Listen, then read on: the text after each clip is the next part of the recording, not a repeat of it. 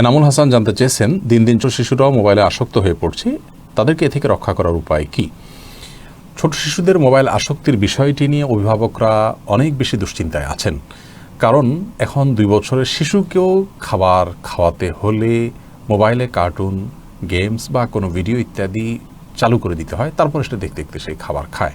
এই বিষয়টি আমাদের জন্য অনেক বেশি দুশ্চিন্তার কারণ মোবাইলের আসক্তির কারণে তাদের স্থূলতা বাড়ছে, তাদের চোখের ক্ষতি হচ্ছে, তাদের ব্রেইনের ক্ষতি হচ্ছে, তাদের স্বাভাবিক যে বিকাশ, সুস্থ যে বিকাশ, সেটি ক্ষতিগ্রস্ত হচ্ছে।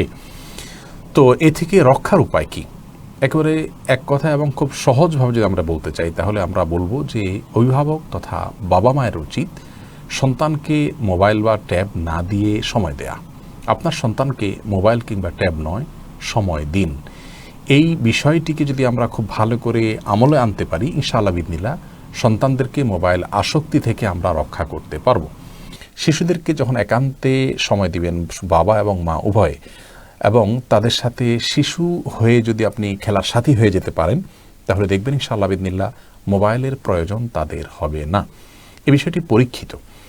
আমরা ব্যক্তিগতভাবে আমি আমার কথা বলতে পারি, বাসায় আমি দেখেছি যে শিশুদের যখন সময় দেওয়া হয়েছে, তাদের সাথে খেলার সাথী হয়ে গিয়ে তাদের খেলায় সামিল হওয়া গেছে, গেমস খেলা কিংবা ভিডিও দেখার চাইতে সেটা তার কাছে অনেক বেশি এনজয়ের বিষয় হয়ে যাচ্ছে, উপভোগের বিষয় হয়ে যাচ্ছে। এটি আমরা দেখছি পরিষ্কার একেবারে।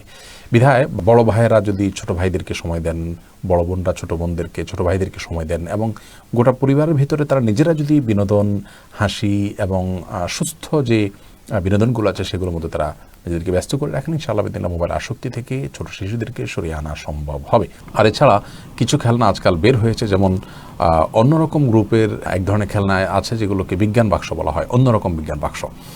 আমি আমার সন্তানদের জন্য এটার সবগুলো আমি সংগ্রহ করেছি, যেহেতু বিভিন্ন এইজের সন্তানদের জন্য বিভিন্ন রকমের বিজ্ঞান বাক্স তারা করেছেন। এটার মাধ্যমে আমি দেখেছি যে আলহামদুলিল্লাহ যেই বাচ্চা কম্পিউটার বা ল্যাপটপ কিংবা মোবাইলে বিভিন্ন ভিডিও দেখা, কার্টুন দেখা, এটা তার খুব পছন্দের আইটেম ছিল, কিন্তু সেখান থেকে সরে এসে সে বিজ্ঞান বাক্স নিয়ে পড়ে থাকছে আলহামদুলিল্লাহ। তো এরকম আইটেম বা এই জাতীয় খেলনা যেগুলো আছে, যে টয়েসগুলো, খেলনাগুলোর মধ্যে তার মেধার সুস্থ বিকাশ হচ্ছে, সৃষ্টিশীল চিন্তা আসছে এবং তার চিন্তার মধ্যে সুস্থ ধারা প্রবাহ হচ্ছে, এরকম খেলনাগুলো তাদেরকে আমরা তুলে দিতে পারি। সেটা এই অন্যরকম বিজ্ঞান বাক্স ছাড়া আরও কোনো কোম্পানির কোনো প্রোডাকশন থাকতে পারে, আমি জানি না। আমি যেটা দেখেছি কিনা বলেছি, কিন্তু নিশ্চয়ই এরকম বাইরে চাইতে ভালো আরও কিছু মার্কেটে থাকতে পারে।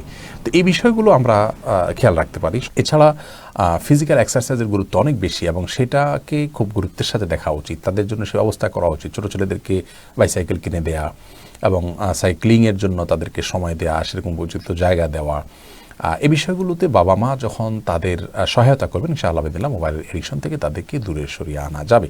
অনেক মা বাবা আছে নিজে তার জায়গা থেকে তিনি নিজেও আসক্ত আছেন মোবাইলের প্রতি নানা কারণে বা টেলিভিশনের প্রতি, তো তিনি চাচ্ছেন সন্তান ফেরেশতা হয়ে যাক। এটা আসলে একরকম অসম্ভবই। আল্লাহ তাআলা আমাদেরকে বোঝার তৌফিক দান করুন।